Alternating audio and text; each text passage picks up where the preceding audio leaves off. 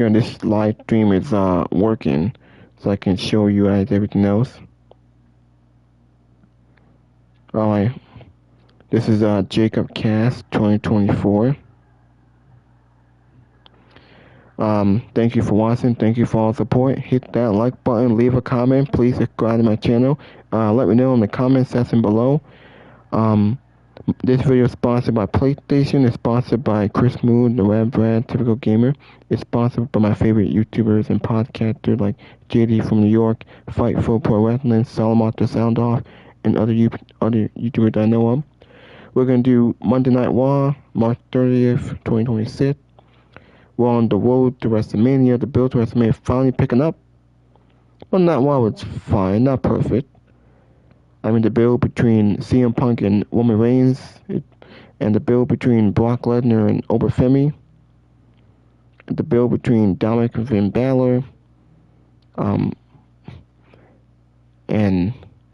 the build between Liv and Stephanie Valkyrie. The build finally picking up. I think we got like, what, 2 weeks left? 2-3 weeks left, I think. WrestleMania is on April 18, April 19. Now, also, this week, I think Saturday, we have NXT Stand and Deliver, which is, I think, this Saturday. So NXT tomorrow night will be the go-home show to hype up the pay-per-view. I'm glad they're doing Stand and Deliver, not on the same day as WrestleMania, but it's gonna be this week, so they're doing it pretty early, which I don't mind. Now, we are gonna talk about Monday Night Raw tonight. We'll talk about the matches and some of the segments on the show. Now, we did get some title matches on the show. Cody Rhodes was on the show. He opened the show with Stephanie McMahon. Stephanie won Cody. I think Stephanie actually slapped Cody, but in a good way, because obviously they're still hyping up Cody Rhodes and Randy Orton. I don't know why Cody was on the show, and then the segment was Stephanie. They could have done a SmackDown, unless they got something with Cody and Randy. Also, I want to let you guys know that John Cena was he was on social media. It's been announced that John Cena is now the host of WrestleMania. John Cena will host WrestleMania 42 in Las Vegas. Now, we did get Gunther came back. He attacked Seth Rollins. It looked like they're setting up Gunther and Seth Rollins at WrestleMania because Gunther doesn't have an opponent. And you can't have Rollins your feud with Paul Heyman. Braun Breaker's not coming back. Braun Strowman ain't coming back for a while. So no real surprise, but solid segment. Surprising to see Triple H and Stephanie. Thank you, TJF. The show ended with CM Punk and Roman Reigns. No word was said. It was just a brawl. A very good brawl. The Usos lost the tag team title to Logan Paul and Austin Theory. And the 3 fights are very, very good. LA Knight got involved. We saw ISO Speed got involved. I think he came out and he helped Division win because he gave him the brass knuckles. I don't think LA Knight has a match at WrestleMania, so I don't know what he's doing. We did get the Irresistible Forces, Nia Jax and Legend versus Bayley and Lyra for the Women's Tag Team Championship tonight. The match ended in a DQ because all the women got involved. We saw the Bella Twins and then Charlotte and Alexa. They had a brawl. We are getting a fatal 4-way for the tag team title for the women with all 4 of the tag teams, makeshift tag teams. Nia Jax and Legend will defend against the Bella Twins, Charlotte and Alexa, and Bayley and Lyra at WrestleMania. It's already been confirmed. Now we did get Penta versus Kofi Kingston for the Intercontinental Championship, another open challenge. A very good match. Penta got the win. Penta had a very good match with Kofi Kingston. He cut the great promo. He said he's going to defend the title at WrestleMania. He went backstage and told Adam Pearce he wants a ladder match. They already announced it randomly. Penta will defend the Intercontinental Championship in a ladder match against JD McDonough, Rusev, Dragon Lee, and Javon Evans. Now, this match was just made official randomly. They just threw these guys in. I don't know where they found these guys to compete for the Intercontinental Championship, but here we are. It is what it is. It's just a match to get more people on the card. pretty predictable. I'm pretty sure Penta's gonna win. Now we did get Finn Balor addressing the Judgment Day betrayal. They did announce Finn Balor and Dominic at WrestleMania. I don't think we saw Dominic tonight, but we did get a vignette with Finn Balor. They're setting up that match. We did get Io Sky versus Raquel Rodriguez in a pretty good match. Raquel went over, while Sam Perret came back after undergoing surgery. So she came back and helped lay the task of Stephanie Valkyria. We did get Brock Lesnar and Oba Femi.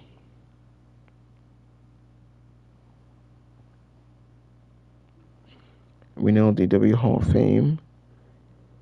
John Cena to host the WrestleMania class in Italy. That's coming up. Yeah, so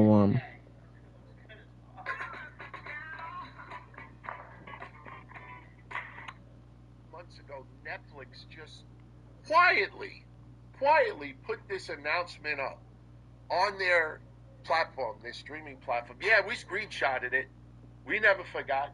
Oh yeah, look, the Royal showing all the stipulations added. You got Jacob Fatu, Drew McIntyre for the in an unsanctioned match, but I think that the card is going to end up being very solid, and yeah, I think it's going to be really good. I think the show's actually going to be good, and I enjoyed Raw tonight as well. Love for what the Irie to Asuka.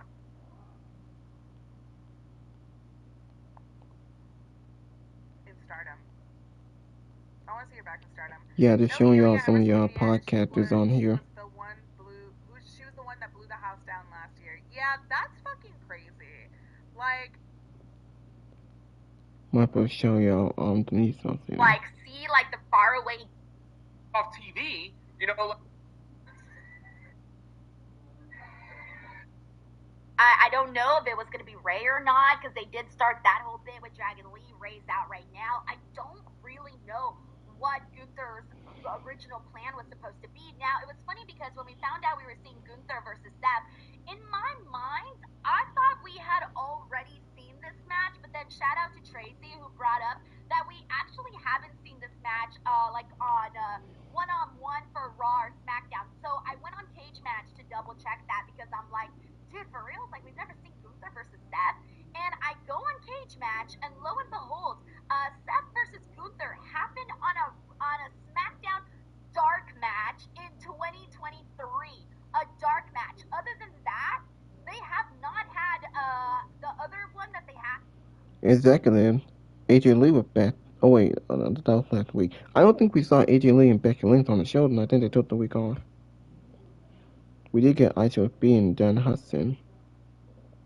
It was in 2019, Monday Night Raw, when Gunther was still Walter in 2019. And other than that, it's been, okay, they've been in a Rumble together, obviously, and they've had, some multi-man matches, but nothing one-on-one on a big stage like Raw, SmackDown, or better yet, WrestleMania. So this is actually a new matchup for them, and I feel like given the style of Seth Rollins and given the style of Gunther, I feel like this is going to be a really good match. Why? Because Seth Rollins, I love the speed in which he wrestles. He usually has a really fun pace of his matches, and he usually levels it up a little bit more on, big cards like a WrestleMania.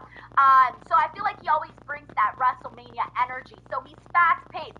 Gunther, we know, is hard-hitting, so he's going to bring that into this. A lot of the matches I feel that Gunther has recently had have been a little bit of slower-paced matches. So the bright side here is that I think the match is going to be good, and I think it's going to show a different type of a pacing of a match that we haven't seen Gunther in a hot minute. Maybe aside from the last time when he wrestled Dragon Lee on Raw. Yeah, no, like it depends on where Seth's at physically too, because he's been banged up by a litany of injuries. He's not exactly, flying around like Javon Evans at this point in his career. But I do think, obviously, both these guys have the goods, the ability to put on a great match.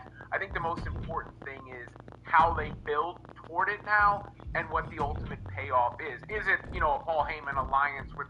Gunther is the kind of guy that Paul Heyman would have aligned with in the past. He fits that bill. So maybe that's the way that they sort of solve it, is to say, all right, he's my new henchman, big boss, whatever you want to call him.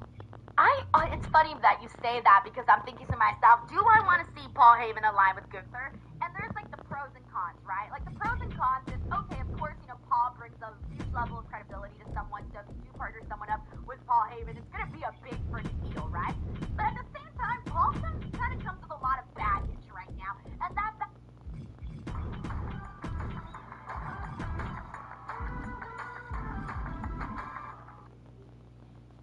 comes associated with anything that has to do with the mission right now. So until Paul Heyman dumps all of that, then I would want to get into the conversation of, well, is this where we're headed? But I think right now, I would like it if Gunther just said, you know what? I don't like you and I need a WrestleMania match, so let's fucking do this. That's it. I mean, that's about the best explanation there is right now, because otherwise it doesn't. It's kind of random. Let's just say it was random.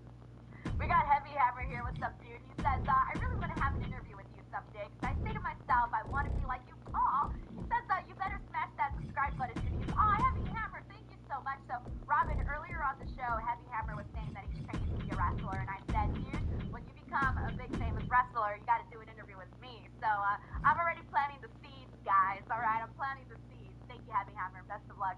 We got Hugh Fitzowler the second, who says WWE undermining the women's tag by not having a stipulation. Bayley, Lyra, and Charlotte about to carry Hart. I think it's because the Bellas are in the match. This is why work rate matters. So here's the thing, Hugh. I have to say that I wasn't happy with what they did today with the women's tag team matchup. It was super weak. I did not like the DQ ending. It looked very, I don't know what the word that's coming to my mind right now is babyish. Like the ending didn't even feel impactful whatsoever. I wasn't a fan of that. Now we were all expecting a multi-women's tag match. Obviously that was clear. I was hoping they would add a stipulation of a TLC. I thought they could have gotten, they have plenty of talent in there that could do that match. You've got, of course, Nia, Alexa and Charlotte, Bayley and Lyra, and the Bella Twins. And I know some of you guys are probably like, ooh, do we see the Bella Twins in the TLC? I think they could have gotten by with the other women that were also there to, help them. I've been disappointed with the storytelling of this. I hate that, people like Charlotte, for example, who usually has, stronger, I think, Charlotte, Bayley, Lyra, Alexa, those girls that usually have bigger matches, I was kind of expecting more for them heading into WrestleMania. And I'm not going to say more in terms of the match, I just think more in terms of the respect of the build. Yeah, look, I feel like the women's matches don't have as much juice as they probably should all across the board. Even Liv and Stephanie? I think they have juice. Good build. That is a good build for sure. But I'm just saying, relative in the hierarchy in the pecking order, because oftentimes, I find myself anticipating women's matches as much as the men's match or whatever, and I feel like if you're power ranking the WrestleMania matches right now, you're getting 3 to 4 deep before you're listing off the women's match, and of course, eventually you're going to get one of these multi-person matches, and maybe that's part of what they're setting up here. But yeah, I agree. It kind of felt a little flat in the face. Thank you, Hugh. We got Jacob Tatum says, do you expect Sami Zayn to retain or lose to Trick? Plus, what do you think is next for Oba Femi after WrestleMania? Plus, your reaction to the Liv Morgan promo, Roxanne return. I do not expect Sami Zayn to retain. I think Trick Williams will defeat him. What's next for Oba Femi? I think he's gonna fucking beat Brock Lesnar and then come out and brag the shit about it, and then who knows what's gonna happen next. But and then let's talk about Liv and Roxanne before we get to Oba and Brock.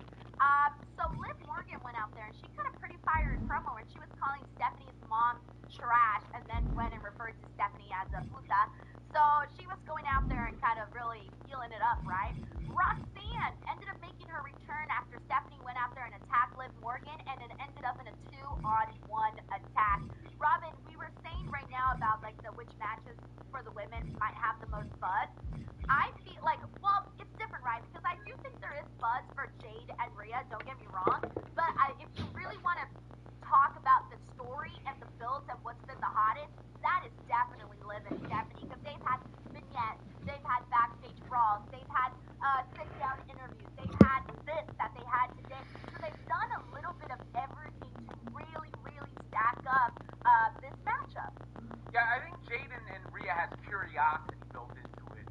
based on who they are, where they could be going, and that sort of thing. Liv and Stephanie has animosity built into it due to what they've done in the program thus far, and it's been maybe the most deliberately built feud of any of them, or at least maybe it's just been the longest. Everything to really, really stack up. You know, it has been training for however long. Credit them losing the weight and all that, but again, slow your jelly roll. Enough is enough. I don't want him involved in the Randy Orton Cody Rhodes main event. I don't want to ever see him again, to be honest. Think it could be worse than Travis Scott? It will not be worse than Travis Scott, trust me. Travis Scott it won't be that Travis bad. Scott went away, though, at least. Yeah. The problem with Travis Scott was we didn't get more Travis Scott. To be No, that was not the problem. In The a problem way with it Travis was. Scott was he came out and did the Undertaker's fucking entrance. Yeah, at WrestleMania without The Rock, when The Rock had come out with him before, and it was just like, and then he never came back. Like, I can't believe he was part of one of the most iconic moments in WWE, and Travis Scott was there. maybe, you know, like, Travis Scott's got to be a bigger artist than Jelly Roll, too, right? Like, I mean, my siblings know Travis Scott. I Yeah. don't know if they know Jelly Roll. I could play Fiend, and they're gonna Fuck that song. No. go crazy in here. And versus, I don't know, I can't tell you the name of a Jelly Roll song off the top of my head. I will say this though, I do like the Jelly to Belly name. Oh, That's cute. yeah, Jelly to move, Belly. Yeah, that's cute. It's cute. Yeah. All right, we got Mr. 100 Strong here. Says, could Gunther joining Paul set up Gunther retiring? Could Gunther joining Paul set up Gunther retiring Brock at SummerSlam in Minnesota? If he's ready to retire by then, like Okada to catch the DCF jealousy, yes, that is exactly what one of the what we were saying earlier was brought up about the possibility of this leading to that. If this leads to that, okay, thumbs up, you know. But if not, then I don't know what else it could be leading to, you know. Did you see that video, Robin, of John Cena? Wait, that's not him announcing he was the WrestleMania host, right? That came on the screen real quick. Is that the... Yeah, that was okay. him. Yeah, look at this. Oh man, that's funny. Alrighty, let's see what else we got here. Thank you, Mr. 100 Strong. So yes, I would say yes. The Wrestling Figure God says, Denise, go to the $1,500 name Matt plaque to find it. Oh, you're talking about the, okay, go to the, for the WWE shop thing. Okay, I'm gonna do that, in a sec. I'm gonna start queuing it up and, work my way, in there. You said the Matt plaques to find it. Okay, got it. Thank you so much. At Wayfair, delivery and setup can be as easy as, well, doing nothing. I have an answer to that right now, and I'm going to be honest with you, I think it's mainly just because I don't care. We know that's going to wind up in a four-way tag. They announced that as well. Also, we've got a ladder match for the Intercontinental Championship that has been announced, so lots of stuff went down tonight on Raw in Madison Square Garden. We had Stephanie McMahon showing up to slap Cody. We had Triple H getting in between Obafemi and Brock Lesnar. Like I said, we had Gunther coming back to attack Seth Rollins, and we had CM Punk and Roman Reigns having yet another brawl in the main event segment, only this time it was Punk getting the better of Roman, dropping his ass with a GTS and powerbombing him through a table. So tonight's Raw, I thought, was pretty decent in terms of things that happened. So let me know what you thought of the show in the chat here. Give me your letter grades, A, B, C, or D. Give me your number grades, 1 through 10. However you felt about the show. Curious to see what you guys are talking about, or see what you guys are saying about it. And, of course, today we got some big news regarding WrestleMania. The man you see right there on the screen, John Cena, he has been announced as the host of WrestleMania. After John Cena retired, we did know that he signed a Legends deal or an ambassador deal with WWE. He's going to be sticking around there and be a presence on WWE for many, many years to come. I wasn't sure if we were expecting him quite this soon for WrestleMania, but WWE called him up, asked him to be the host. He seemed to be down with it. He's not far away from Vegas. I think he's filming a movie or something. He posted a video on social media today, and that is now official for WrestleMania as well. So all sorts of stuff to get into this evening here on the Raw Review. Thank you so much for being here. Hope you guys are having a great Monday. Thank you to everyone who was here for the weekend. All weekend long, we were here on Saturday for the podcast. Last night, we were here to watch WrestleMania 25. So thank you to everyone who was here for that. And now we're here for a Raw Review, and we got... on this show. And before he could say anything, Stephanie McMahon went out there and she was kind of giving him some, you know, at first I'm like, yo, this is a little rude, this is a little unsolicited advice. Why are you doubting Cody? Making it seem like Cody has gone through no challenges whatsoever, apparently. She just forgot everything he went through with The Rock, Roman Reigns, whatever. But basically issuing a warning that that Randy Orton is different. And he's, you know, mean and nasty and will do these horrible things, and that she does not see Cody Rhodes going to that same place. So clearly she's trying to get Cody to unleash his inner dark side. How'd you feel about all this? Well, it's another one of those ones where Cody left, you know, kind of in that puppy dog mode we've seen him in many, many times in the past. You know, he's like, thank you. Unless that was supposed to be some sort of tease for him, you know, flipping. I think John Cena might have said thank you to him at one point in their feud. I don't know. But, I mean, I liked it in the sense that it was a surprise. And it's like, oh, there's Stephanie McMahon. I liked it in the fact that Stephanie McMahon is damn good on the mic. You can't take that away from her. Seasoned Pro Hall of Famer for a reason. I liked it in the sense that they made those references, you know, her to his superior. Worth play. Yeah, of course your financial plan can help support.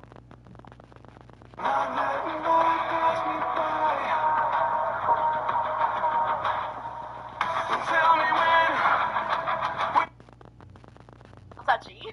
And then the reference to her past with Randy Orton too, like all of that worked for me. The one part of it that I just didn't get was like, why? You know, like, whoa. Ricky Zalvadar, Shell Shock. Good to see you. Jacob is in the house as well. Also have some super chats. We got $10 from Mike Witt. Good to see you, Mike. Hey, Greg and chat. I gotta admit, I'm excited about Mania. Only match I'm not really excited is Seth and Gunther. Maybe with Heyman's involvement, this is how we get a Brock and Gunther program. Yeah, one reason why I am a little bit intrigued with Gunther and Rollins is what it could evolve into. And if Gunther is going to be there as a member of Heyman's crew, at least for a little while, that's going to put him and Brock Lesnar in the same orbit, and that could wind up being something we see maybe down the line at SummerSlam, especially if Gunther is successful in taking down Rollins at WrestleMania, and let's say Brock falls to Oba. You know, Heyman might say, hey, I got to keep Gunther and dump Brock. It might be something like that. So I think the Gunther and Rollins match could potentially now kind of be a segue to get to Brock and Gunther in the future. So I'm kind of okay with it right now because of the possibilities we could see later on this year with the two of them. Garrett, appreciate the $2 from you. Are the classic Saturday Night's Main Event episodes still on Peacock? Yes, they are. Cody is willing to take it one step further than Randy. But that's what she, you know, that's the premise she sort of said is in your current incarnation, you are not ready to go to the depths that the Viper Randy Orton is willing to go to. And Cody said, well, no, hold on a second. I know exactly where he'll go because he did it. He really did it to you in ways that we can't show on TV currently. So I'm more prepared than you actually think. That's what I took from it. We got Anthony Giuliano here who says, how did you guys like the new Usos theme song? Well, the yeet is over. They got a new theme. I guess there really wasn't much to it. Like, there wasn't, you know, obviously a hook to the song. It's what I feel. I don't think it really had that. I noticed it right away. I was like, what the hell is this? I get that they needed a new theme song because the other one was really all about Jey Uso. But I don't know. I think they could have probably came up with something a little bit more exciting. This was just kind of like generic. I need to hear it more because I feel like it's jarring because it wasn't the other one, and the other one is so popular. You know, like the other one's so popular, Jey Uso come into the ring and do a, redo his entrance at various times. So in one sense, I like it because is it more in line with this crash out Jey Uso character that we're seeing lately, rather than the Yeet Man Jey Uso that was so popular for so long. But the other part of it is it's just like you're so used to hearing it's just the Usos day one, and like like that anything was going to sound strange. So I don't know if I have a proper judgment of the theme song without hearing it a couple of times. Yeah, there's really nothing too memorable about the new theme song, but I was gonna say though, oh shit, I forgot now what I was gonna say. Oh yeah, I'm surprised they did it before WrestleMania. Though, because wouldn't you have imagined that you want everybody in the WrestleMania crowd to be eating? And I mean, I guess they're committed to what they're doing with these guys, and they had to do it at some point, and if they're going to be wrestling together at WrestleMania, you could probably pull it at some juncture, out of the hat if you want. But Jey Uso's moving in a little bit of a different direction right now, which ultimately is better for him. Like, as much as he was over and as popular as that was, and there will be a return to that at some point, because that will be over from now until the end of eternity. But in the meantime, I like the spin on him, and it didn't quite fit that because he was no longer that fun-loving, just all about the theme song and the ending. I feel like the Yeet chants are gonna stick around like what chants did. Like, they're just never gonna go away. Like, Yeet is always gonna be there some way, somehow. But yeah, that's done with. And also, they're no longer tag team champs because Austin Theory and Logan Paul defeated them today. Actually, with the help of Speed, even though Speed didn't intend to help them. It was a whole thing, man. All I gotta say about this is that I get it. I know that the Vision needed something. And I don't think I care that much right now about the tag team belts to honestly really care that much that they've got the tag team titles. I guess it really makes no difference to me. But I don't know, did you feel any sort of way about seeing Theory and Logan Paul get the titles? I think it was to incentivize the Usos' chase for them more heading into WrestleMania. Because we're going to see those. Either it's another run back of the straight tag match, or again, it's the Usos and LA Knight against the Vision and ISO Speed at WrestleMania. I don't know if the tag titles can be on the line in that structure, but to me, that was the reason for the change. The reason for the change was the motivation for the Usos to want to get back. Yeah, I see what you mean by that. That's probably the best way to go about it. A lot of people were wondering if we're going to see like a 3-on-3 for WrestleMania. They still haven't announced what's happening with the men's tag team belts, so I guess we'll find out maybe next week. Alrighty, thank you, Anthony. We got Dave Koss here who says, I felt pranked. Like I begged for an Usos song that indicates they're actually a theme and then they lose. Night Usos versus Vision, I Show Speed. Possibly, yeah. I was making a joke though. I was like, what if Danhausen teams with the Usos? The Shield is better. I'm kidding. Am I though? I don't know. Thank you, Dave. We got Big Head Carl here. It says, hey, Steve, Brandy online talking about Don't Make Me Get Up. Think we get a Brandy Rhodes segment sometime soon? Great stream as always. What? I did not see Brandy posting anything. What is going on? Did you see she posted that on X, yeah. What'd she say? More or less that. Really? Yeah, calling out Stephanie. Let me see. Oh, because of what Stephanie said. Oh my god, if you want to heal up Cody Rhodes, Brandy.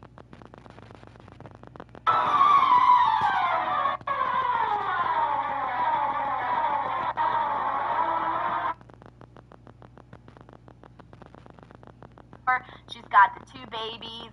I don't know. She seems like she's got a lot going on. And she's never really been too involved in WWE. Come in and host WrestleMania. We had not gotten an announcement for a host as of yet. Didn't look like we were even going to have one. But sounds like WWE does have still some frustration with the ticket movement for WrestleMania and bringing in John Cena, movie star John Cena, to help increase those ticket sales. Looks like to be the reason as to why WWE is having John Cena host WrestleMania. I personally have no issue with this whatsoever. Apparently, there was some complaining about, to people, oh, WWE is desperate to sell the tickets, or this is what the fuck do you think they're supposed to do here? They're just making moves here. I don't really. Why wouldn't we have one for the other main event? We get one more.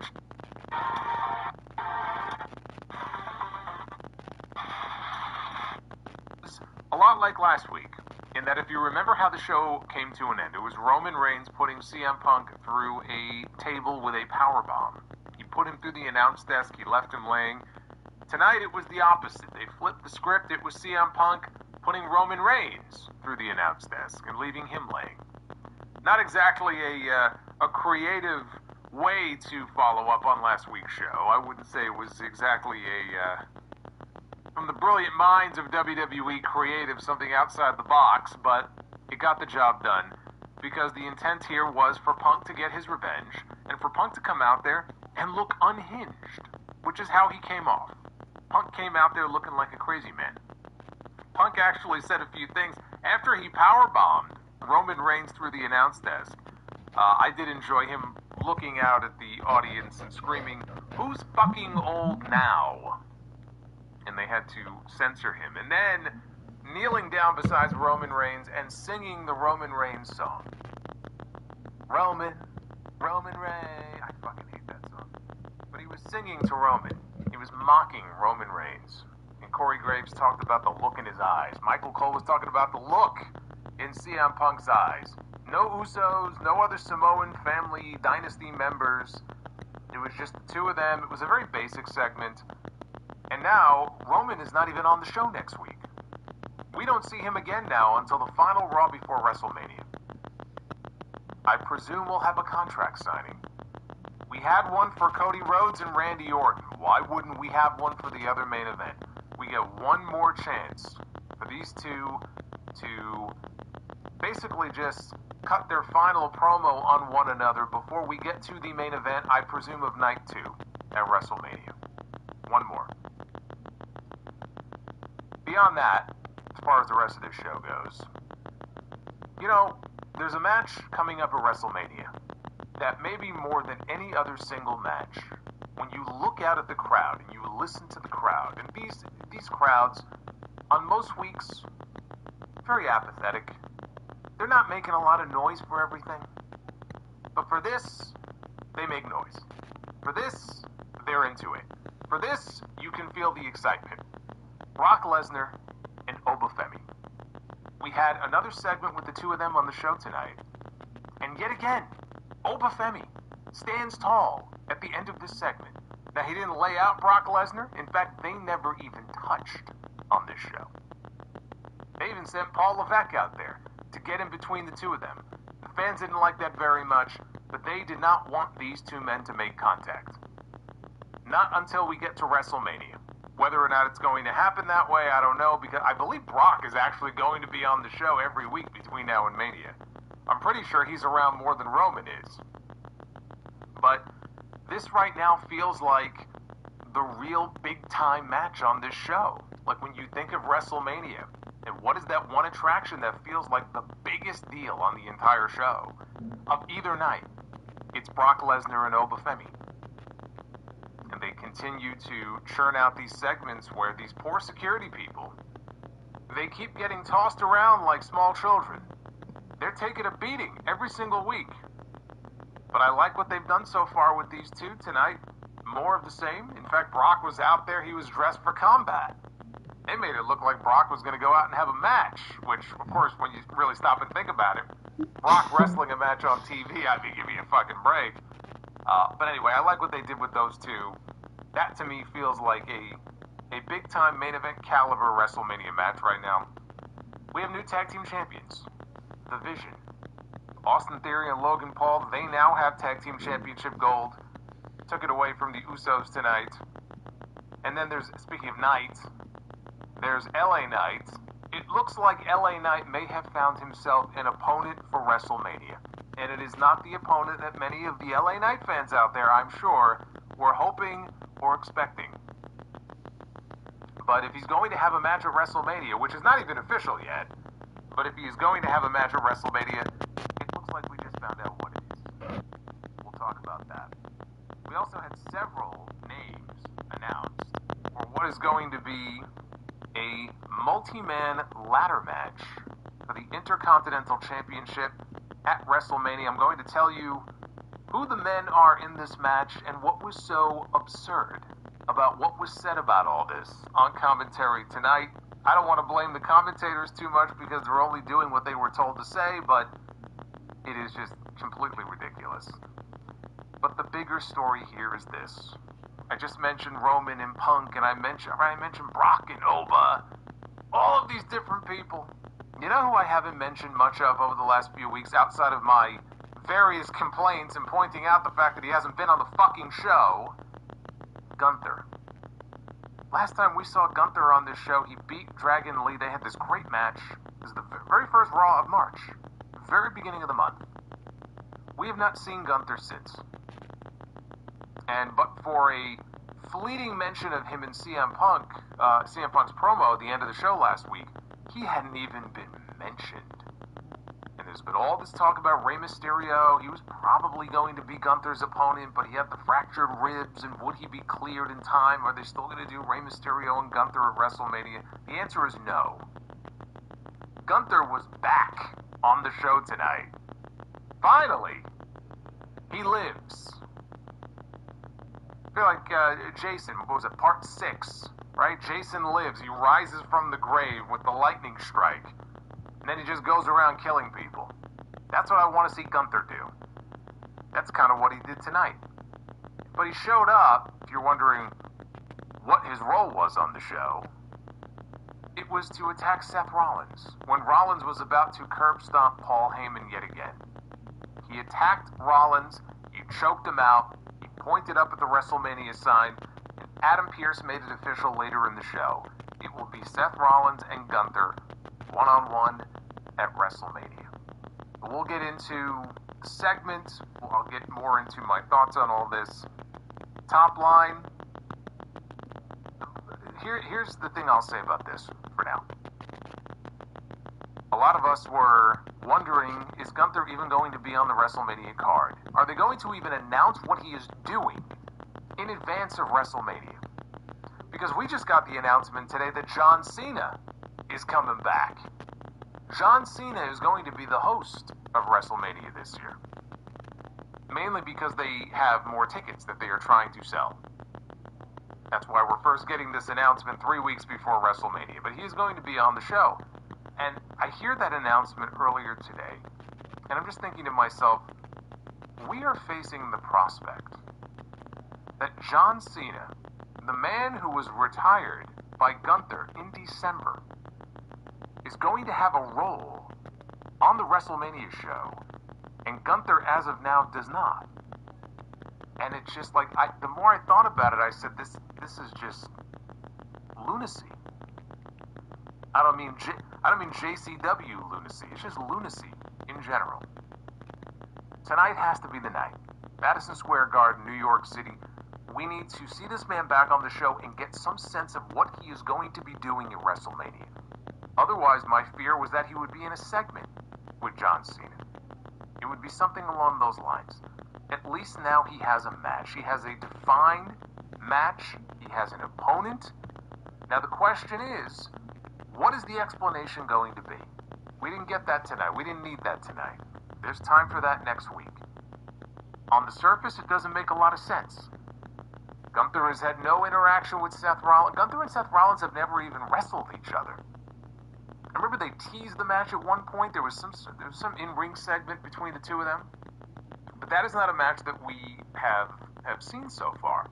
So it's actually a fresh match. But what's the story? What's the rationale behind it? Right? Is it as simple as, I'm sitting at home, no match at WrestleMania, and I've had to watch you running around every single week, hogging up all of this television time. Now you get medically cleared. All of this is going on. I'm on the side. Take out Seth Rollins. It could be the story, but I just feel like it's a mismatch. It doesn't really make sense for the Gunther character.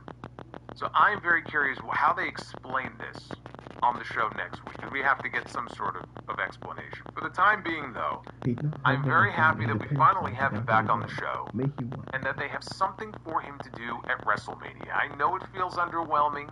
Of course it feels underwhelming. It's a match that was made out of nowhere. Nowhere. These two men have no history together, and there was never any hint of anything. We are less than a month away from WrestleMania. But injuries have ravaged several of the matches that clearly they were planning on doing. Braun Breaker, one thing that is clear from this, Braun Breaker is either not medically cleared or they simply don't want to take a chance with him because the guy had hernia surgery. Emergency hernia surgery. That is major surgery. And I even said it at the time, like, oh, well, we'll see what happens if he can make it back in time, but if I'm WWE, I'm certainly not going to rush this guy back because that would be stupid. Right? I mean, you want to build around this guy as one of the building blocks of your future. You don't rush him back from an injury like that. If he's not medically cleared or if they're not sure that this is the right thing to be doing right now, you err on the side of caution. You keep him out of the ring. Clearly, he's not ready to come back yet. Rey Mysterio, clearly not ready to come back yet. So this was their plan B or plan C, right? I mean, they were in a position where we have to come up with something to do here. What can we come up with these two guys to do on this show? We need something for Rollins, and we need something for Gunther. And we certainly can't leave them off the show. And we're not going to stick them in a multi-man match, and we're not going to put them in a segment with, fucking Tom Brady. So we need to figure out what are we going to do with these two men. Well, why don't we just match them up together? Because they can go out there and they can at least have a really good wrestling match. And then we'll try to construct some sort of story around it. It's not the ideal situation. It's not the match that I wanted for either man at WrestleMania. I wish they would have gone in different directions, and they would have. But, again, injuries happen. They got bit by the injury bug, and this is where we are. I'm just happy that he's finally back on the show, and now let's see what the explanation is. Let's wait and see how they explain this next week. But at least now we know what these two men are doing on the card. Balor and Dominic, we kind of saw that we were going to be getting that. It's official now. Finn Balor, Dominic Mysterio, they will have a match at WrestleMania. And we are going to have a fatal four-way for the women's tag team titles. So there's directions that seem pretty clear, but we're not official yet. They made a whole bunch of matches official. We still don't know what matches are happening on which night, which really isn't even relevant at this point. We're still 3 weeks away. Usually I think they wait until the week of. I don't even think they're going to know. I don't think they know beyond the main event what matches they want on which night. So there's still time to find out about that. But as I mentioned, John Cena will be the host of WrestleMania. He recorded a little video earlier today, so they replayed that on the show tonight. Look, it was a better show than SmackDown on Friday. I wouldn't say it was like a great Raw, but you know what? It wasn't a bad show. It wasn't a bad show. I'm still hungover from that show on Friday where I was appalled by what I saw. One of the worst shows all year.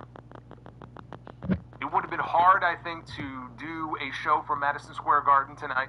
Friday was like 700, I think. All right, well, we're already at 290, so 350 should be a gimme. And then we have the bonus goal, Super Chat.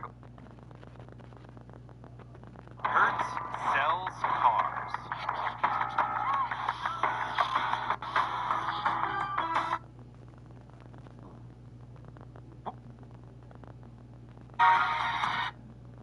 Now, the report was, as of last week, Braun Breaker was reporting to the WWE Performance Center. This is courtesy of Mike Johnson of PW Insider.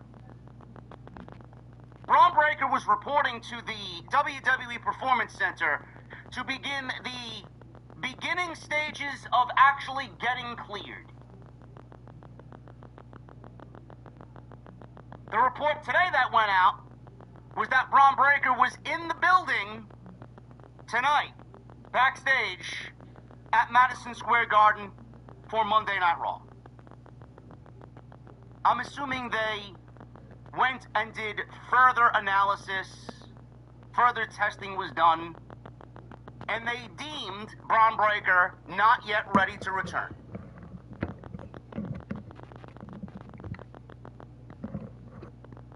Paul Heyman's in the ring, And Adam Pearce all show has been telling him, look at his email, look at his email. Paul Heyman doesn't meddle with email. He says he's from New York. He's in the know. They get down and dirty. He's in the trenches. He doesn't operate via email. Adam Pearce eventually told Paul Heyman that the email he did not read stated that Seth Rollins is now released by the Boston Police Department. All charges were dropped. And that Seth Rollins is now 100% medically cleared to return to WWE as an active in-ring performer. Rollins came out. He took a steel chair to Paul Heyman's back. Laid him out. He was about to deliver the stomp. And then out comes Gunther. You know, Right before the stomp was we delivered, Gunther also dragged him what they out were of the doing, ring even and though choked him things out in front of happen, Michael like Cole and going Corey after, Graves, even bloodied him up a little bit, it's like and smeared they're telling Rollins' the same blood story on his Stone Cold. forehead. We saw this last month in Pointed at the December, WrestleMania where we saw sign, Roman Reigns, Superman upon Vince McMahon. Talk before about it what was we care about announced, the feud. 30 minutes And we later, also what they were doing, even though it's funny, but Roman Reigns is we throwing all over. were to assume that Rollins and Gunther was going to be the WrestleMania match for both guys. Now, I threw it out there as a softball last week on this very program, on this very stream, last Monday. I said it would be funny if Gunther and Rollins get placed in a WrestleMania match if Braun Breaker's not ready to come back yet. It would be funny if Gunther and Rollins got placed in a WrestleMania match because creative had nothing for either guy.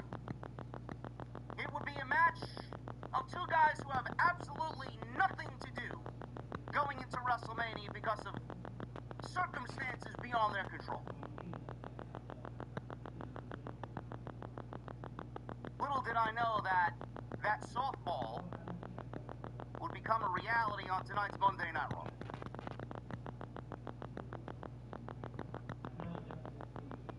You know, there are so many lemmings. There are so many simple-minded, unintelligent cretins,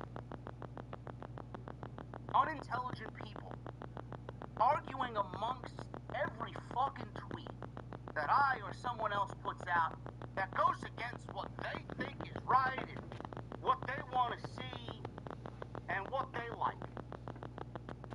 You can't say anything on social media nowadays. Nothing. Nothing. That tweet, that gif, I like waffles better than pancakes. Someone's going to be arguing in the fucking comments that pancakes are better than waffles. It's a never-ending cycle.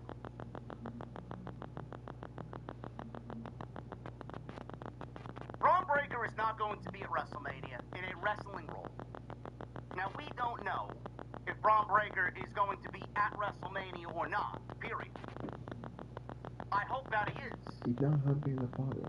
Because there's only one way for this match to go, and it's Gunther winning over Seth Rollins. I don't give a fuck what you think. I don't give a shit what your creative is. I don't give a shit how much of a fantasy you're thinking of. Gunther does not lose. Simple as that. Moving on.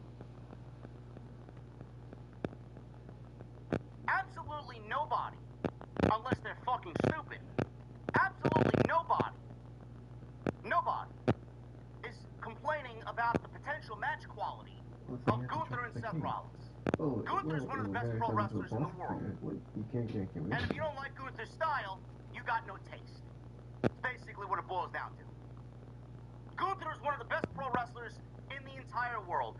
Rollins has done some of the best work of his entire career last year before he actually got injured. Nobody is saying the match is going to be bad. In fact, it may actually be one of the best matches of the entire fucking show. That's not what people are complaining about. But all I hear is, why are you complaining about this? This is going to be a banger match. Bro, if I didn't complain about it, A, I wouldn't be me, and B, if one show doesn't give us story, I certainly gotta complain about the other show not giving us any story. Now, granted, there is 2 weeks still left to go to tell a story. Somewhat of a story. I'm not gonna say flesh out the fucking story and make it make sense in 2 weeks, at least there'll be some sort of story. Bro, Rollins and Gunther haven't had a go at it. Rollins and Gunther haven't crossed paths. Rollins and Gunther haven't had anything to say to each other. Rollins and Gunther haven't had anything to do with each other. For how long? Rollins has been on TV week after week after week with masked individuals targeting Logan Paul, Austin Theory, and Paul Heyman. Gunther was never mentioned, not a single fucking time in this entire situation. If I didn't complain about it, then people would be complaining about me not complaining about it. So here is me complaining about it. It doesn't make any fucking sense. It doesn't make any sense. If you wanted WWE to make sense of it, Seth Rollins should be teaming in some match, in some form or fashion, at WrestleMania against The Vision. But that's not happening. That's not happening. So instead we're going Rollins and Gunther. Nobody's going to convince me otherwise that Gunther and Dragunov is not the match everybody wanted. I would much rather see that than Gunther and Rollins. It doesn't make any sense.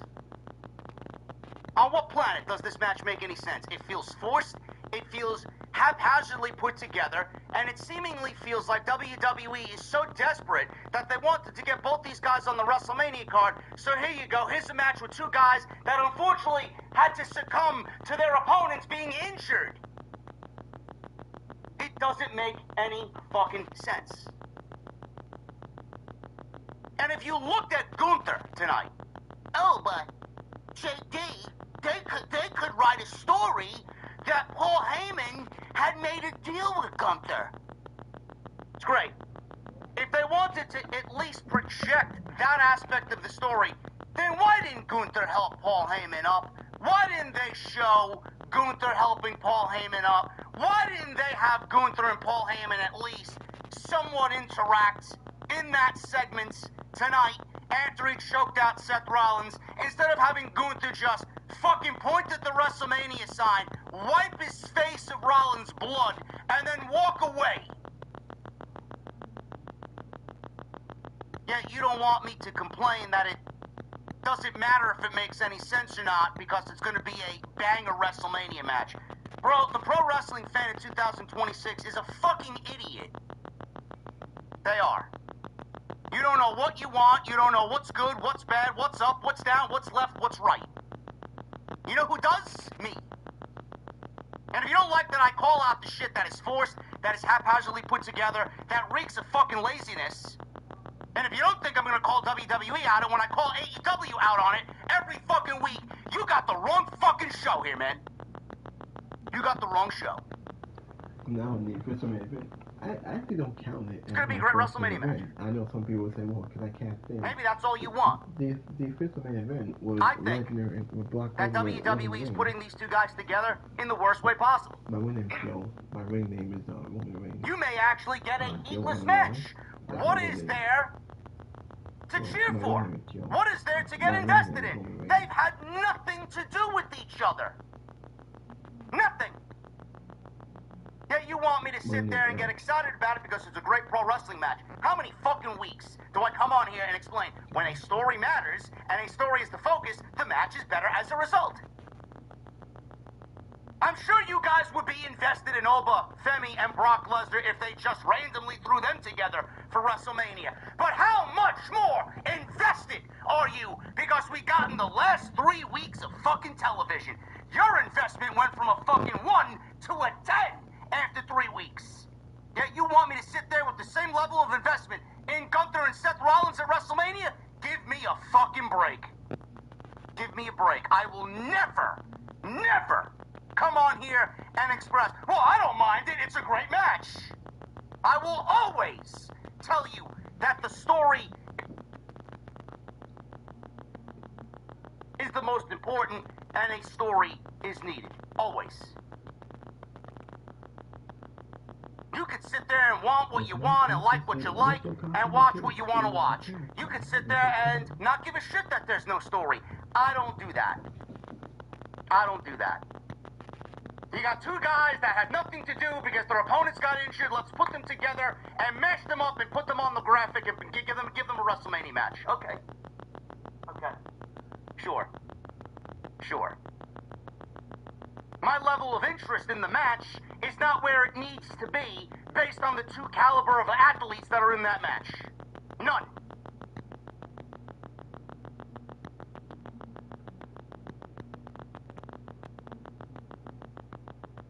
It's going to be a good wrestling match.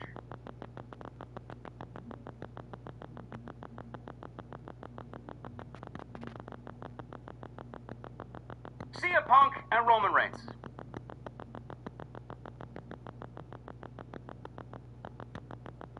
I've said it for weeks that this is the biggest WrestleMania match that WWE could possibly do right now. Coming out of the original plans that were not going to happen. The original plans for WrestleMania were going to be Seth Rollins and Roman Reigns, and then Cody Rhodes versus CM Punk. Couldn't get any bigger than that. I'm actually sad that that's not happening. The second best course of action that WWE could have possibly given us for WrestleMania and the main events is what they're giving you now. Roman, Punk, Cody, Orton. This is the next set of WrestleMania main events that felt the second biggest.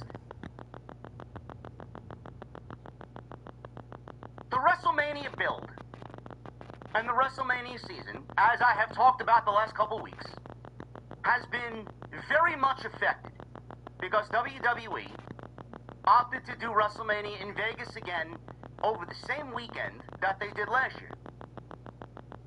WrestleMania is happening at least 2 weeks later in the month than it usually does. They've done this for the last 2 years. Last year was April 19, April 20. This year it's April 18 and April 19. WWE creates worse television when they have more time for the WrestleMania build like they did last year and like they have this year. They're running out of ideas, they're running out of gas, they're running out of steam. However you want to coin the phrase and describe it, WWE is not very creative. We're already getting to a point where it's like, all right, man, can we just get to WrestleMania and get this shit over with? That's how it feels.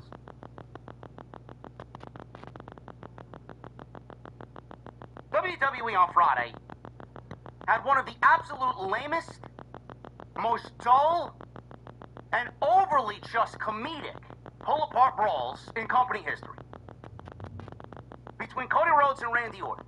So ridiculous that Cody Rhodes, after being bludgeoned by Randy Orton, bleeding in front of everybody 3 weeks ago, decides to show up on Friday, get off his tour bus, and gingerly walk to the ring as if he's taking his daughter out for a little stroll by the fucking pond in their neighborhood. Had no sense of urgency whatsoever. Zero sense of urgency. He acted as if Randy never fucking laid a finger on him. Then they get out there and there's this comedic pull-apart brawl where there's an eye rake and a back rake and there's punches thrown and people are backing them away from each other only for them to break away, and then they punch each other again only for them to be broken apart from each other. It all ended up getting Jelly Roll involved, and he got an RKO as the show went off the air. Fast forward to Monday, WWE gave us somewhat of a pull-apart brawl between Roman Reigns and CM Punk. It's the season of pull-apart brawls. This is because WWE has an extra 2 weeks, 3 weeks of build. They're running out of ideas. Sure.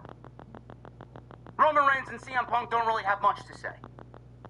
Well, they'd have something to say if you didn't give it all away in the first 2 fucking weeks. You've had them gone out there and cut fucking nuclear bombs on each other. If you saved a little bit of what they already did for a night like tonight, in front of the biggest crowd you had all fucking WrestleMania season, then maybe we didn't have to result both of these guys in the middle of the ring with a pull-apart fucking brawl.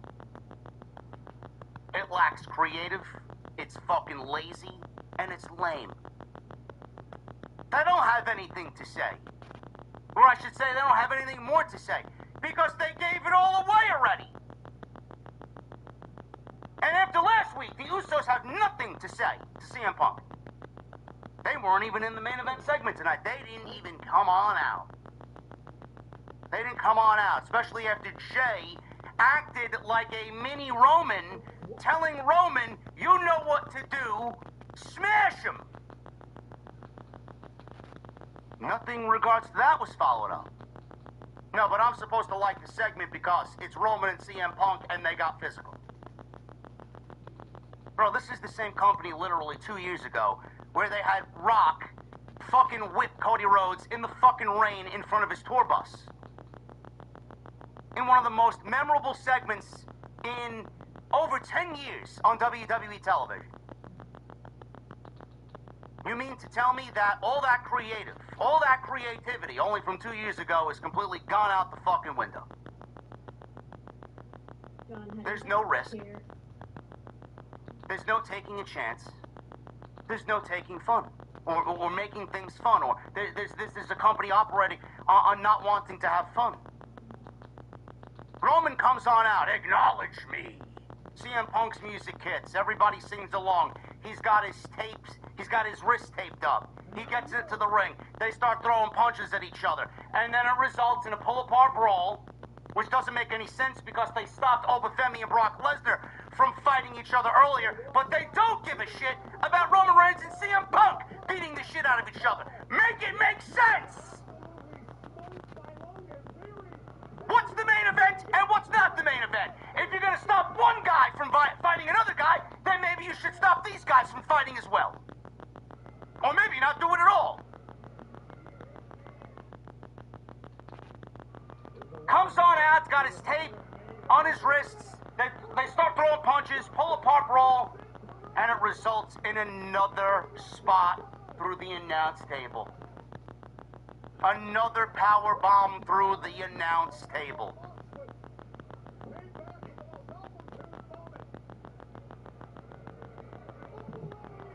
This is why I said on social media, Obafemi and Brock Lesnar feels like more of a main event than both Cody, Orton, Punk, and Roman put together.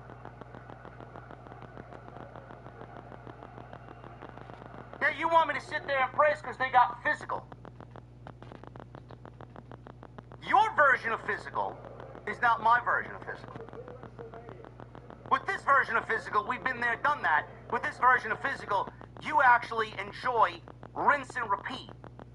I don't. This is a multi-billion-dollar fucking company. Get some fucking creative that's going to give me something new, something fresh, and something different than what we just saw on Friday. And something different than what we just saw last week. Roman puts Punk through a table last week. So Punk's got to put Roman through a table this week. Oh, man! Let me get excited! Bro, is your level of WrestleMania season that low? And that's it. And or are you just someone that doesn't give a shit anymore? Even interact with Paul Heyman. Bro, you got so many different resources to work with, and they just opt to do the same thing over and over and over and over and over again. Fuck me for wanting something fresh and new and not having to see the same spot as we saw last week again this week.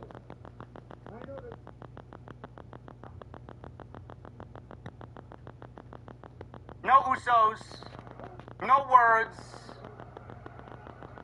punches and a pull-apart brawl and a GTS and a table to Roman through the table. Okay. Right. Yeah, that's going to get me excited for that WrestleMania match. Bro, I haven't been excited. In fact, the moment that they actually put them in the ring together following the Royal Rumble is the highest of the excitement levels for this match.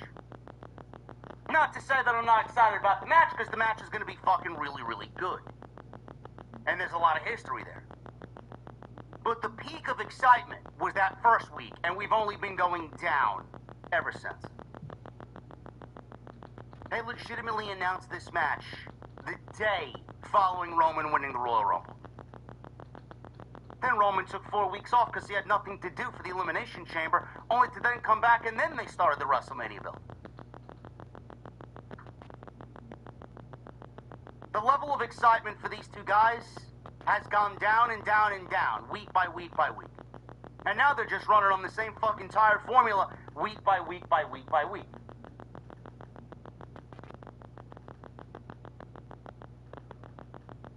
Cody Rhodes and Stephanie McMahon. They opened the show tonight in a segment that I actually thought somewhat, not totally, somewhat redeemed themselves from that awful pull-apart brawl from Friday Night SmackDown. We'll get into what was said there. Some people didn't like it, some people did like it. I was in the camp that did like it. Then we got the women's tag team title situation. They finally announced this fucking ridiculous fatal four-way for the women's tag team championships. The Intercontinental Championship will be defended at WrestleMania in a ladder match. There's only 5 people added right now. They can obviously add more people over the next 2 weeks. But Penta will be defending his title at WrestleMania. Liv and Stephanie got into it. Finn and Dominic was made official tonight. So WWE, they hastily rushed to get these matches announced for WrestleMania because there is only 2 weeks left to go. And we're going to talk about what was, again, a very heavy, storyline-driven, and rush to get the WrestleMania card fleshed out episode of Monday Night Raw, where the pro wrestling once again took a big-time back seat. We'll talk about it all right here on the Monday Night Raw post show, right here on Off the Script. I got to shout my guy out.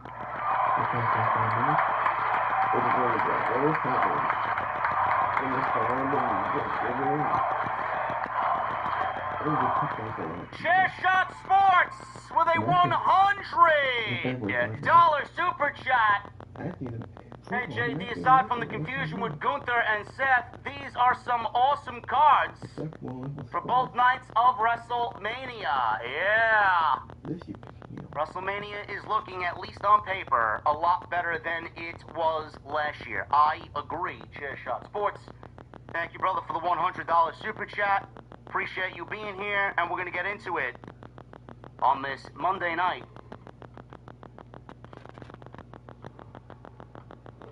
Follow me on social media at JD from NY206. Twitter, Instagram, TikTok, and Cameo. Hit that subscribe button down below. Turn on the bell for all notifications. Go check out all the content on WrestleMania. Why didn't they? Because this came about literally within the last 7 days, more than likely. Chat.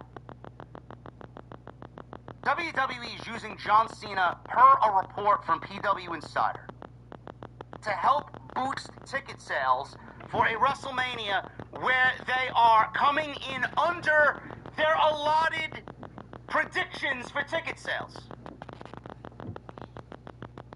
The bigwigs over at TKO, the shareholders, are not happy with the progress of tickets because tickets are more expensive this year, and though WWE made more money than they did last year based off the price of ticket this year compared to last year with less of an attendance, don't you think these money-hungry, fucking greedy suit-and-tie motherfuckers,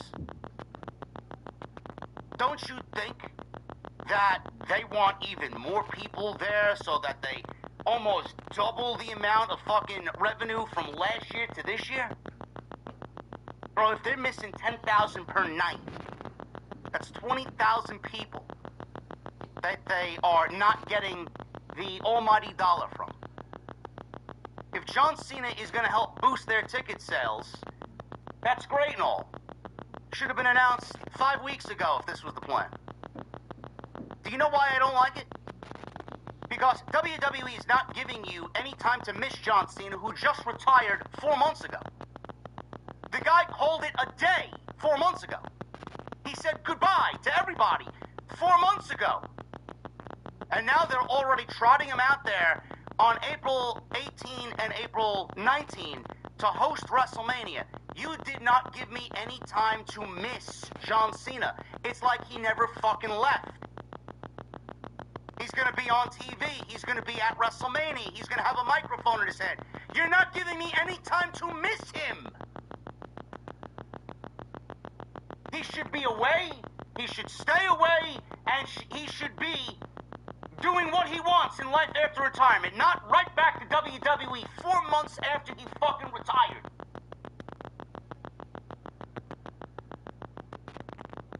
But people don't understand that type of thinking. They immediately want to go and defend WWE to the death with their pitchforks and their fucking torches. It would be my last one. If WWE is using John Cena for ticket sales and to boost ticket sales, maybe it says there's a problem elsewhere. Maybe your ticket prices are way too fucking high for the normal person to actually want to go and attend. Maybe the problem is you. Maybe the problem is your greed. If you lowered the fucking ticket prices and made them affordable for everybody to attend the fucking show, maybe you wouldn't need John Cena. Maybe you wouldn't need to trot out John Cena to fucking night 1 and night 2 to host the fucking show, to do nothing, so that you leech off of him some more just because he's John fucking Cena. Haven't you leeched off him enough? You gave him one of the worst retirement runs of all time, and now you want to leech off him some more. Can't say that, though, because people like me are not having fun, and people like me are MAGA, and this is what a MAGA guy or a MAGA supporter would do. Get the fuck out of here, bro. What the fuck are you talking about? You want to actively defend a multi-billion-dollar company from keeping this show from the actual paying customer, normal 9 to 5 people. I'm gonna give you the best way they want. To trot out John Cena to help boost ticket sales. Meanwhile, the fucking price of the tickets is the fucking problem.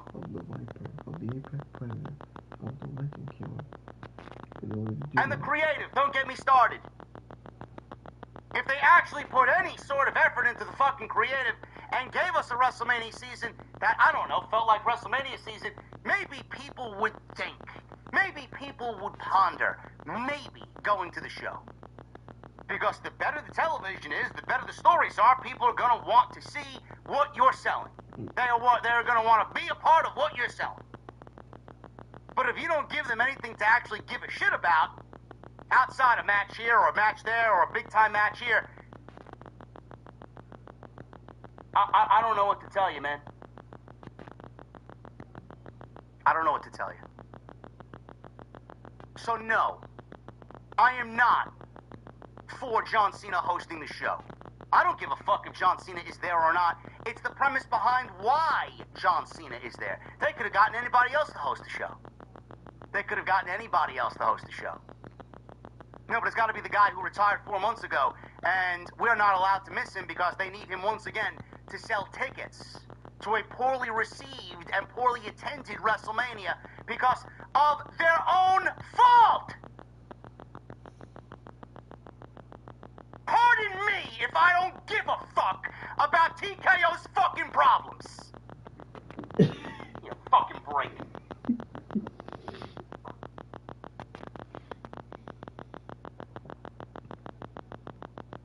Danhausen could have absolutely hosted WrestleMania. But Danhausen is not going to make them any money. In the way John Cena is going to make them money. What do I know?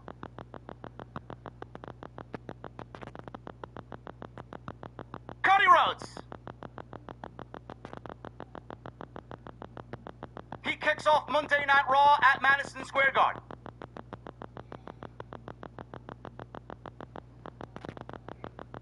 I don't know why we needed Cody Rhodes on the show, but WWE wanted to give us a big-time Raw.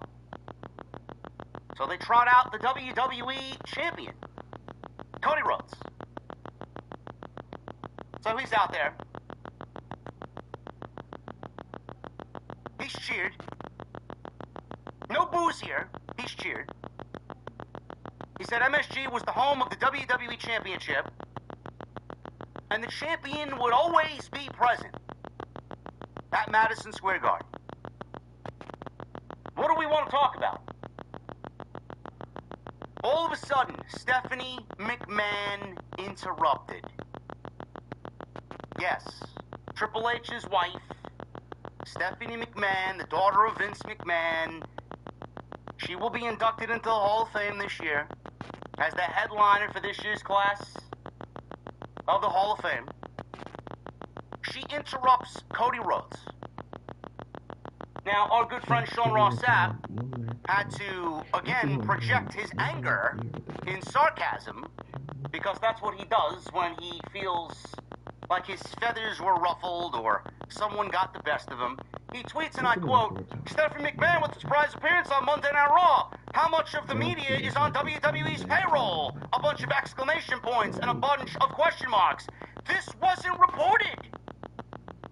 Yes, it wasn't reported, SRS, because no matter how important you think you are, or how important the journalists in the community, the fraudulent journalists in the community think they are, there's nobody there, nobody at Fightful, Sean Ross Sapp, nobody at The Observer, John Alba, all these other fucking hacks. There is nobody within the community that has access to the likes of Stephanie McMahon or anybody of that type of status. So the reason why nobody was given this type of information is because they do not get that type of information. Ever. Never will, never have. That's why. Sapp could get cheese baskets from Triple H all he wants. The only reason why he got a cheese basket is A, he sent it to himself to get pity from the rest of the fucking geeks online, or Triple H sent it to him as a rib. Because he's a fucking rat. That's why. And rats love cheese. Moving on. Cody was surprised to see him. Or see her. She wasn't sure why. Because her last name was McMahon, and this was the place her grandfather built. He asked Stephanie what she wants to talk about. Stephanie says she wanted to talk about him and Randy Orton at WrestleMania. Rhodes is looking at Stephanie, and she says, as she looks him in the face, "You're not going to like what I have to say." Now, I thought she was going to actually give us clues on who the fucking mystery phone call was from Randy Orton. A lot of people are already insinuating that Stephanie McMahon may be the mystery caller. Or that Triple H may be the mystery caller, or worse, Vince McMahon is the mystery caller. Can you imagine? I can't. She said the three of them were multi-generational talents, meaning her, Orton, and Cody, and knew what it was like to be at the top. They all took different ways to get where they are right now. Cody Rhodes took what she called the golden path. He was true to himself. He believed he could bring out the best in everybody. Stephanie went on to say that he could not do it this time against this version of Randy Orton. Chat, she went on to say this version of Randy Orton was diabolical. Rhodes didn't have to be diabolical, but he had to be able to think like Randy Orton. Dusty knew that. Dusty could get down and dirty, but Cody was not Dusty. Cody was not his father. This Cody could not beat this Orton. I'm gonna stop there. Chat, is this the most diabolical version of Randy Orton that we've ever seen? I'm genuinely asking you. I'm genuinely curious to see what people think about this version of Randy Orton. I don't think Randy Orton's been given enough time to show us how this version is oh so diabolical. Now, I got some situations here. Chat. Maybe you could tell me if this version of Randy Orton is more diabolical than the Randy Orton that set The Undertaker on fire inside a casket at No Mercy in 2005. Is this version of Randy Orton more diabolical than that Randy Orton? How about the 2007 version of Randy Orton? That version punted John Cena's father in the head. How about the version of Randy Orton in 2009 where he DDT'd and kissed Stephanie McMahon in front of Triple H, who was handcuffed to the bottom rope? How about punting Vince McMahon in the head in 2009? How about RKOing Stacy Keibler out of nowhere and turning heel in early 2005? How about burning Bray Wyatt's compound? Is he more diabolical than that? How about brutally beating The Miz in front of his real parents in 2013 on an episode of Monday Night Raw? Or how about the Concerto to Edge, faking a rated RKO reunion, then hit Edge with an RKO followed by a brutal concerto to the head? Is he more diabolical than that, Randy Orton? Why are things said like that on national television in the current day when they don't live up to anything I just mentioned to you? I get that you got a match to sell. I get that you got a championship main event to sell. But for anybody to listen to Stephanie McMahon say these words, you are automatically going to question what the fuck WWE is doing. They've done nothing with this version of Randy Orton that even comes close to any one of those situations that I mentioned across his career. So why is something like that allowed to be said on national television in order to sell a match when it's absolutely unequivocally false?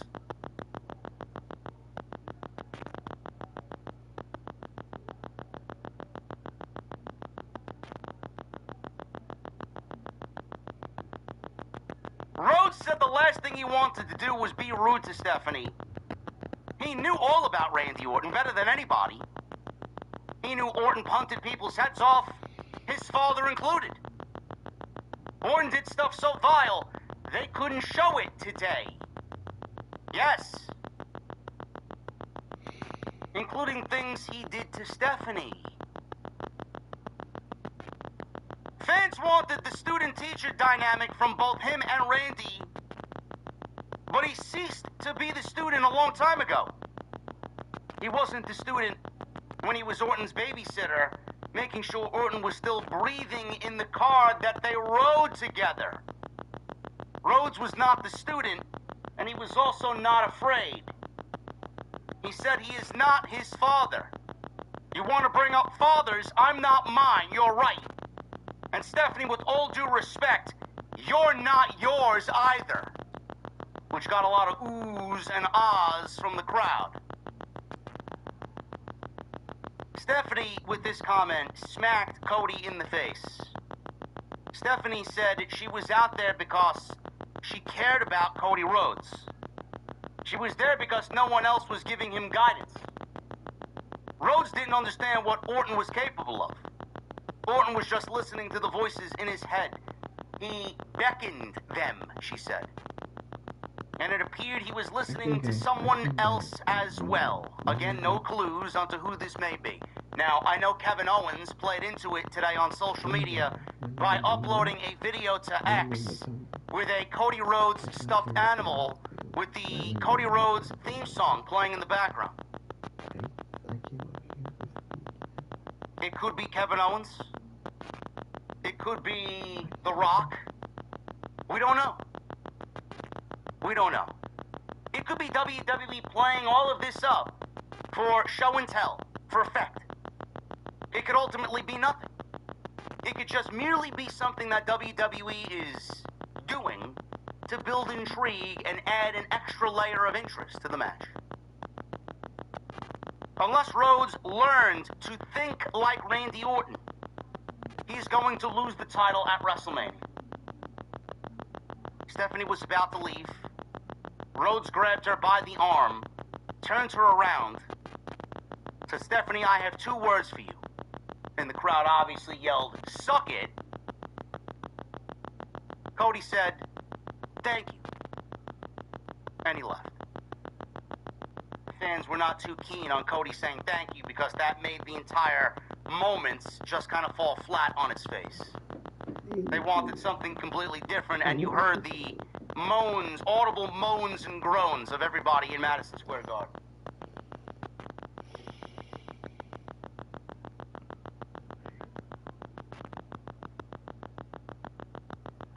I enjoyed this segment. A, because it was a genuine surprise. Stephanie McMahon is going to be inducted into the Hall of Fame. She knows just as much about what's going on than Triple H does. So for her to be out there and for people to complain about her inclusion here is fucking ridiculous. She knows exactly what's going in and around, in, on, and around WWE. So she has every right to be out there just as much as anybody else.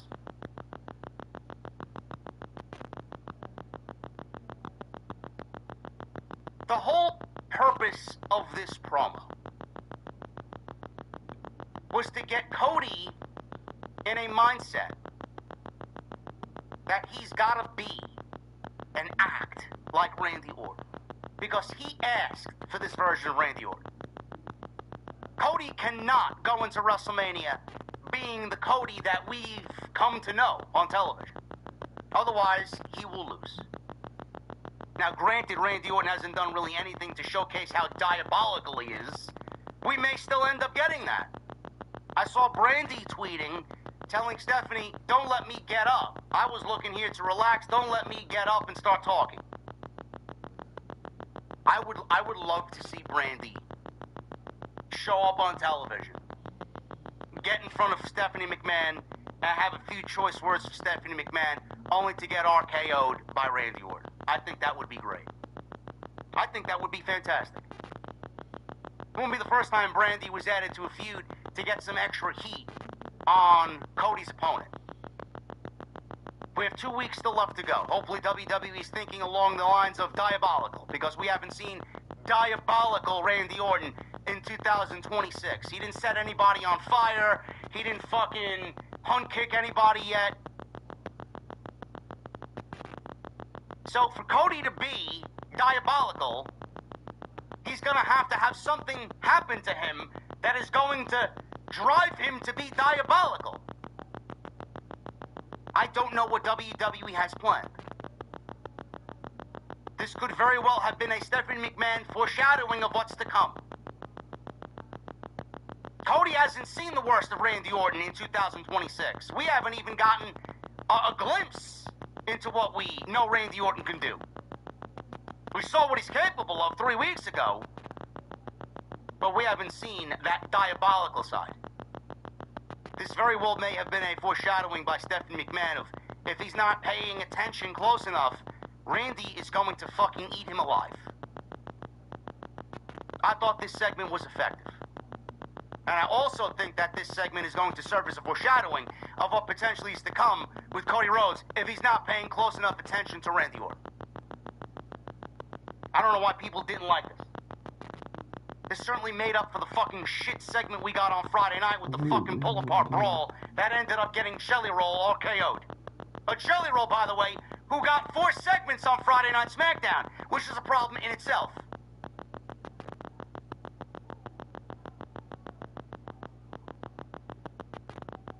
I Show Speed. He's backstage with Adam Pearce. They were interrupted by Danhausen. Speed told Danhausen he had a terrible week. Things are going wrong. Flights are getting canceled. streams aren't going well. He wants to be uncursed. Danhausen had a list of crazy demands, and he wants to make this curse go away, but he wants what he wants from iShowSpeed. Pierce tried to get him out of there. He tried to cheer him up. He said, I got your front row seats for the men's tag team title match. LA Knight shows up. He's the guest announcer for this match, and he takes Speed out to the ringside area with him. Tag team title match. New York City street fight. Jimmy and Jey Uso defend the tag team titles against Logan Paul and Austin Theory. This barely went 9 minutes. Now, last week, we got a situation where the Vision beat the Usos due to a pair of brass knucks getting involved. They used the brass knucks, which were introduced by Logan Paul, obviously taken by LA Knight, who ends up fumbling the brass knucks, and then the Vision win with the usage of the brass knucks last week. Non-title match, they beat the Usos. They got a tag team title match this week. New York City street fight. So, this week it was a title match. We go into a commercial literally 60 seconds into the fucking match. We come back to in-ring action. Usos are hitting a signature dive over the top rope. Vision had weapons, they were in control. Super kicks, kendo stick shots, trash can shots. They placed the trash can over Logan Paul, and they started going to town with the kendo sticks over the trash can, which held Logan Paul. Double superplex off the middle rope through a table to Austin Theory by the Usos. By the way, the Usos had new theme music, I forgot to mention. They got Death Rebelled. So they're no longer coming out to Jey Uso's theme music. Could give away that maybe something's going to happen with Jey Uso at WrestleMania. So after the superplex spot, Logan Paul approached his mother in the front row. Yes, Logan Paul's mother was in the front row. And Logan Paul's mother is also very heelish.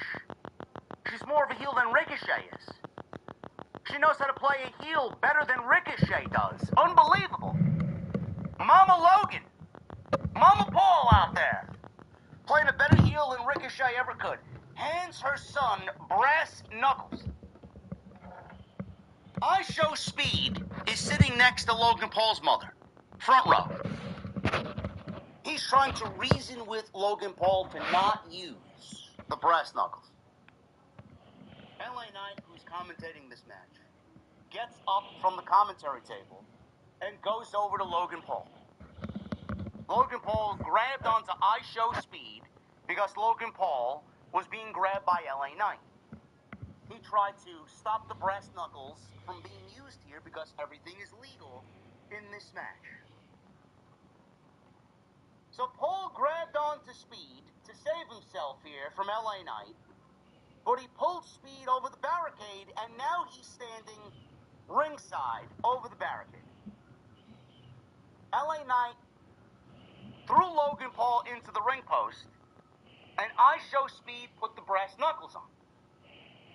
Now he's not facing Logan Paul and LA Knight. He puts the brass knuckles on, he's like amazed that he's got the brass knuckles on. So LA Knight comes up from behind iShowSpeed. iShowSpeed turns around and he smashes LA Knight in the face with a right hand with the brass knuckles on.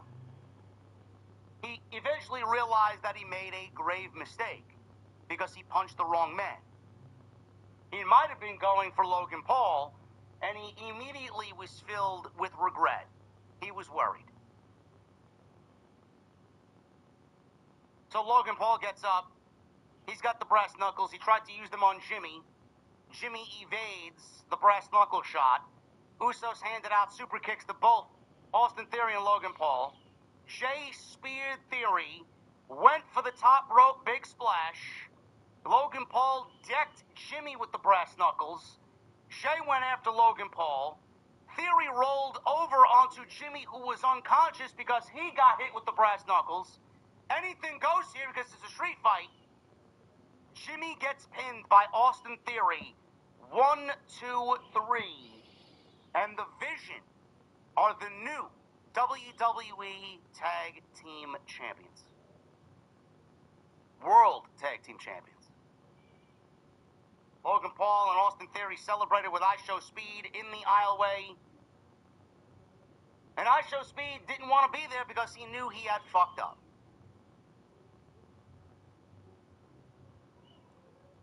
There was nothing about this street fight that was overly entertaining. It was truly paint-by-numbers stuff by WWE. But for those wondering what LA Knight is doing at WrestleMania, folks, you got your WrestleMania match right here, six-man tag team match. The Usos and Logan Paul, or the Usos and LA Knight versus Logan Paul, Austin Theory, and I Show Speed. They're getting I Show Speed into the ring at WrestleMania. Six-man tag team match. Also, WWE, they are so hell-bent on making this road to WrestleMania unpredictable. We got an Intercontinental title change a couple of weeks ago with Penta beating Dominic for the title. We got Sami Zayn on Friday beating Carmelo Hayes for the United States Championship. And we got this Tag Team Championship. Trading hands. It went from the Usos to the Vision. Same thing on SmackDown. The MFTs lost the tag team titles to Damian Priest and R-Truth. All these title changes before WrestleMania. What does it really matter?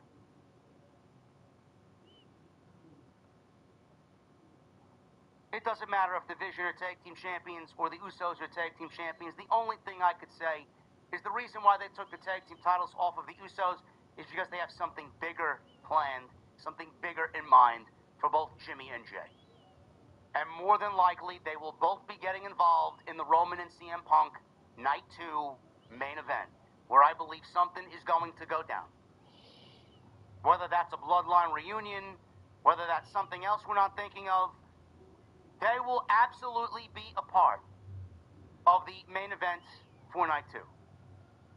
Meanwhile, I said, we'll get this six-man tag team match just to get LA Knight on the show, and WWE could brag with I Show Speed getting in the ring, and they can go viral on social media.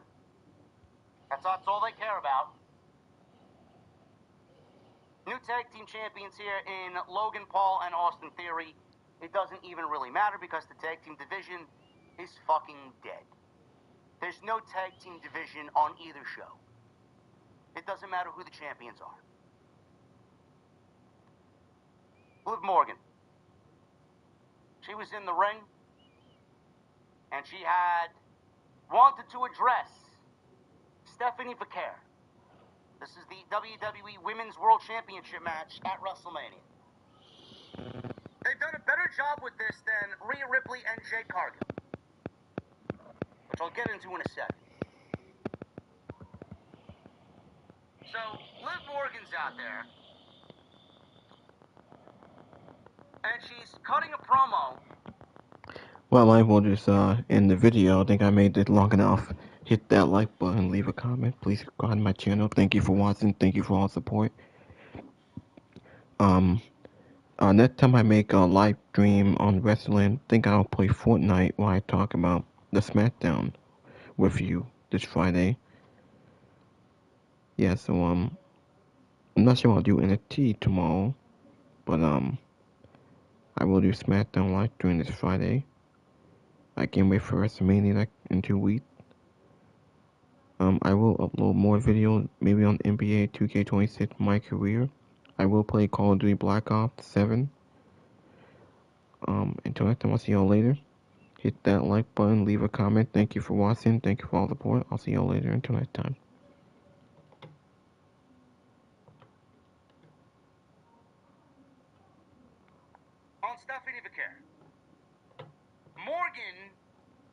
annoying thing where she says everyone is in the presence of the greatest Royal Rumble winner of all time, and she just accentuates all time.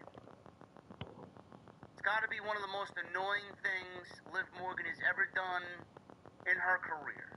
It's got to be the most annoying thing on WWE television when she comes out and says, the greatest Royal Rumble winner of all time. It doesn't sound good. Maybe it's meant to sound like that, to annoy people because she's a heel. It just doesn't sound good. My ears are bleeding. And I love Liv Morgan. I'm getting the video.